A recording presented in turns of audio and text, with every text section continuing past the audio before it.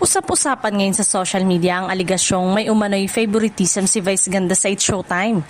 Kasunod ng naging kontrobersya tungkol sa hindi niya pagbanggit sa pangalan ni Kim Chiu sa kanyang acceptance speech sa isang award night.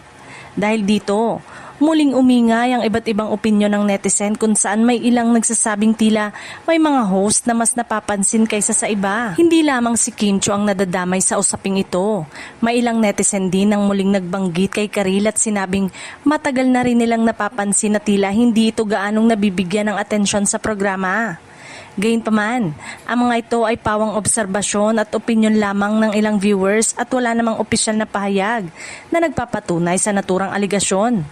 Sa kabila ng mga espekulasyon, ilang tagahanga rin ang dumepensa kay Vice Ganda.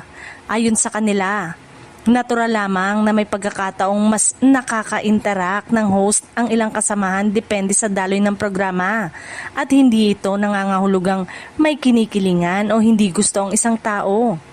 Matatanda ang nilinaw na rin ni Vice Ganda na wala silang alitan ni Kim Chiu matapos ang naging issue online.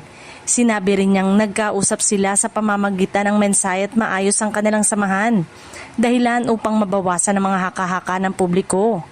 Hanggang sa ngayon, wala ring payag mula kina Vice Ganda, Kim Chiu o Karil na nagpapatunay sa mga kumakalat na aligasyon ng favoritism. Sa huli, nananatiling opinyon at pananaw ng ilang netizen ang isyu ng umano'y favoritism habang wala pang matibay na ebidensya o kumpirmasyon mula sa mga sangkot. Mas makabubuting maging maingat sa pagbibigay ng konklusyon at hayaan ang mga opisyal na pahayag ang maging batayan ng publiko.